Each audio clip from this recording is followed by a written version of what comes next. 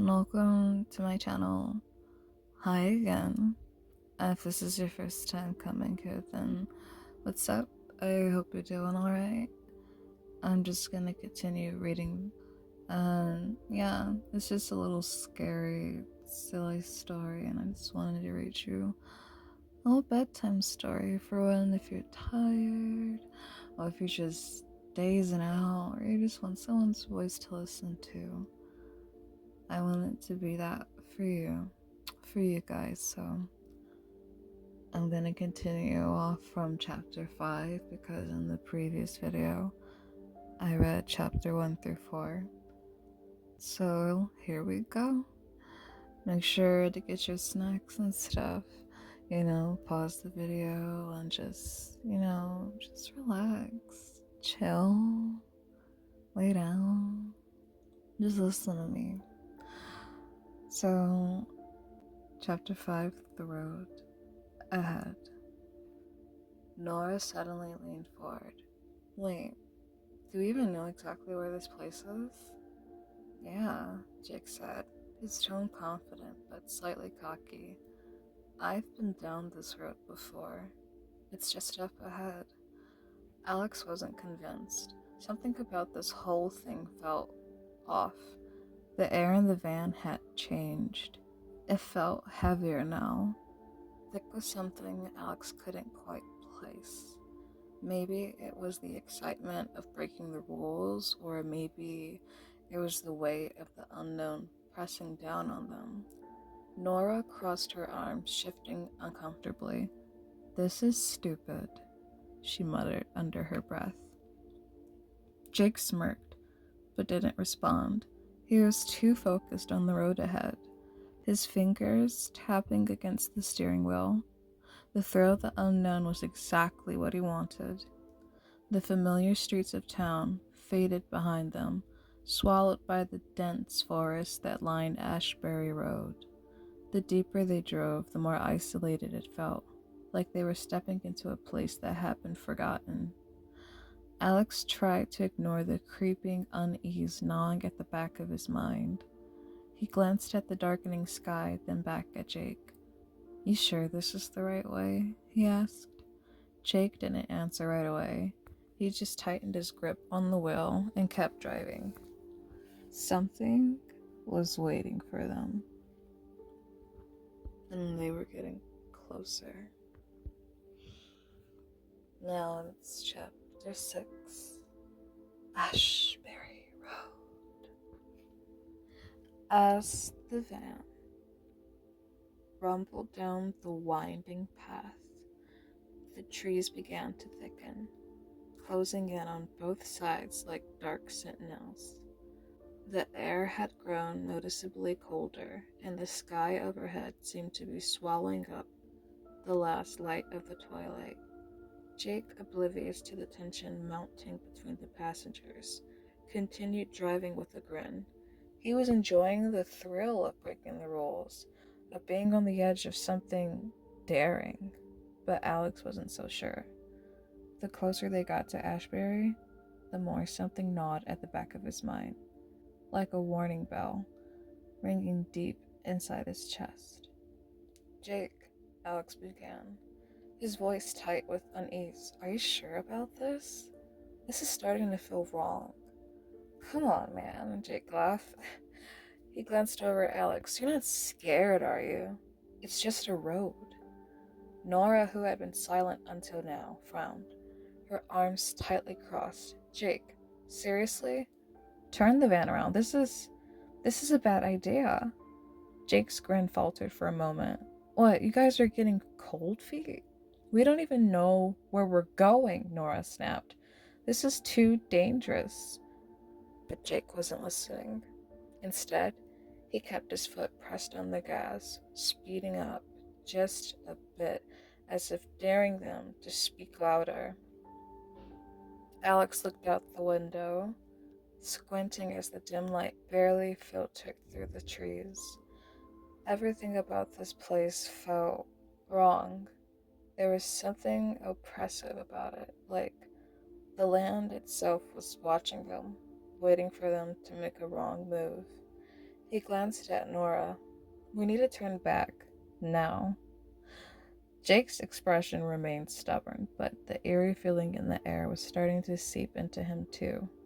He shot Alex a quick look, then quickly turned his attention back to the dark road ahead. As if on cue, his phone rang. The screen lit up with the name, Dad. Jake hesitated and swiped the screen to answer. Jake. His dad's voice crackled through the speaker. Where are you? Your mom just called me and I'm starting to get worried. Are you at the store like you said? Jake's face went pale for a second, and Alex could see the panic creeping into his friend's eyes. But before Jake could answer, the phone call cut off abruptly. What the hell? Jake muttered under his breath, staring at his phone. The tension in the van was palpable. Jake, Alex urged, his voice now sharper. We need to turn around, like, now. Nora was already fumbling with the door handle. We're going back. Okay, we're not playing games with this anymore. Jake's grip on the wheel tightened. No, we're fine. We're almost there. But Alex's voice grew more insistent. No, Jake, seriously, turn the fucking van around. There was a long, heavy pause, and for a moment it seemed like Jake might actually do it. But then they all heard something. A sharp noise in the distance, something like a crack, the sound of twigs snapping, or maybe a branch being broken. The sound was so loud it made them all freeze.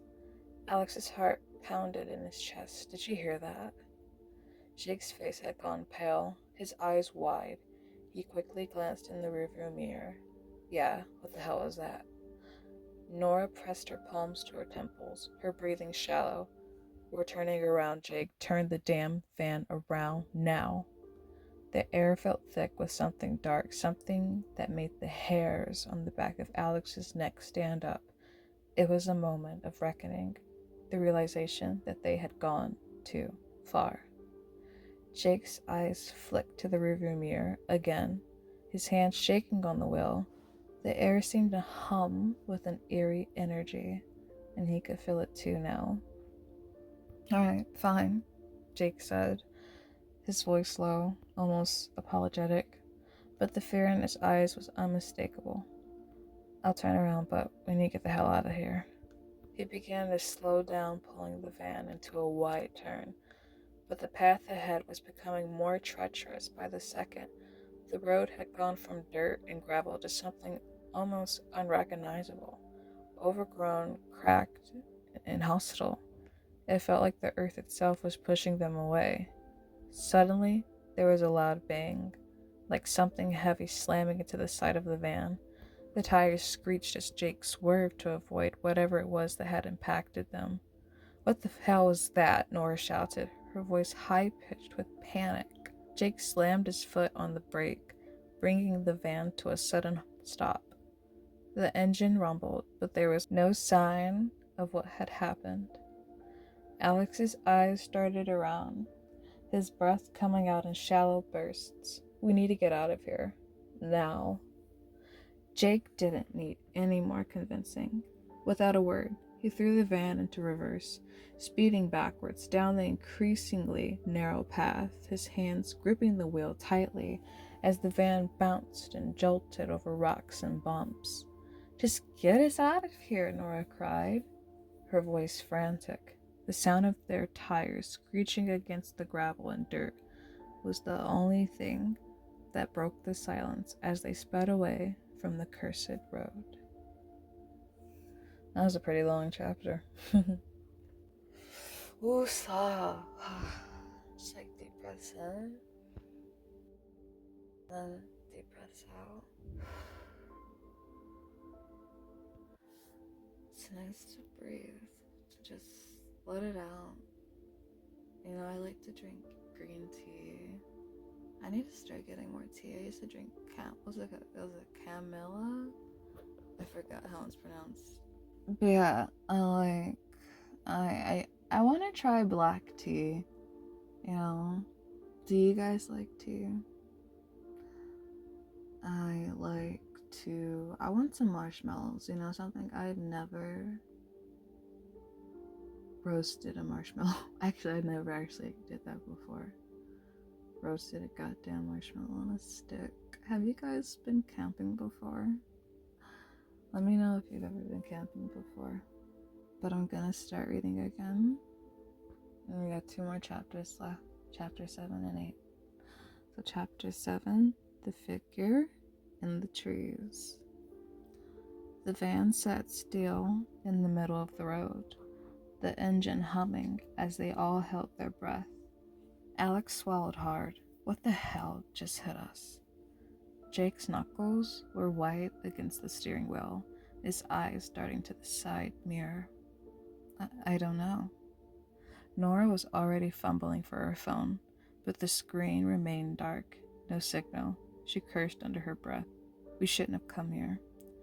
Outside, the darkness seemed thicker, now almost alive, pressing in around them. The trees loomed like silent figures, their twisted branches reaching toward the van like skeletal fingers. And then Alex saw it, just for a second. A figure, tall, unmoving, standing deep in the trees. His breath hitched. Guys. He didn't want to say it. Didn't want to be the one to acknowledge it. Jake followed his gaze, squinting into the darkness. What are you looking at? But the moment Jake turned, the figure was gone. Alex blinked, his pulse hammering in his ears. Had he imagined it? The creeping sense of something watching them was so strong, it made his skin crawl. A loud snap echoed through the trees. Nora gasped, "Oh my god, did you hear that?"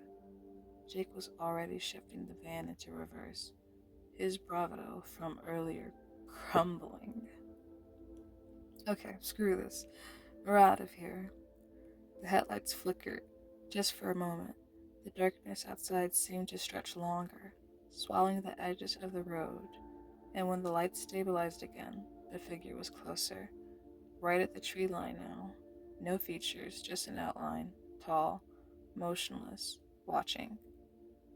Drive, Alex whispered, barely able to get the word out. Jake didn't need to be told twice. The van lurched backwards, tires skidding against the dirt as he floored it. Dust kicked up behind them as the van tore away from whatever was lurking in the trees. But Alex couldn't shake the feeling that it was still watching. Or worse, following. Ooh. Oh, goosebumps. Very last chapter. For this video, we got about maybe a couple more chapters left, and then that'll be the end of this short story. And I'll pick up with another. Chapter 8, The Wrong Turn. The van sped down the road, gravel spitting out behind the trees. Jake gripped the wheel like his life depended on it, heart pounding against his ribs. Nora kept looking over her shoulder. Do you see anything? Alex shook his head, but he wasn't convinced. Just drive, get us the hell out of here. Jake's eyes flicked to the GPS, expecting to see the familiar route back to town, but the screen was nothing but static, glitching in and out. What the hell, he muttered, tapping at it. No service, no map, just fuzzy, distorted lines where the road should be. A deep pit of dread settled in Alex's stomach. This road isn't this long. We should be near the highway by now. But they weren't. The road stretched on, long and endless, as if looping back on itself.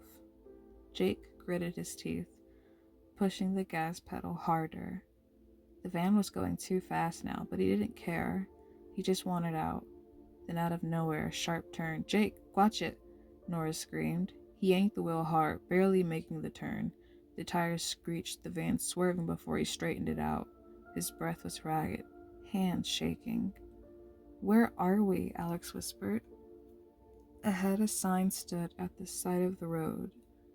The headlights illuminated the words clear as day. Ashbury Road. Nora clapped a hand over her mouth. No. That's not possible. Jake shook his head violently. We just left. We should be near town by now. How the hell are we still here? The road had looped. The van had been speeding away from Ashbury Road, but somehow they had ended up right back at the beginning. A horrifying realization settled over them. They weren't just lost, they were trapped.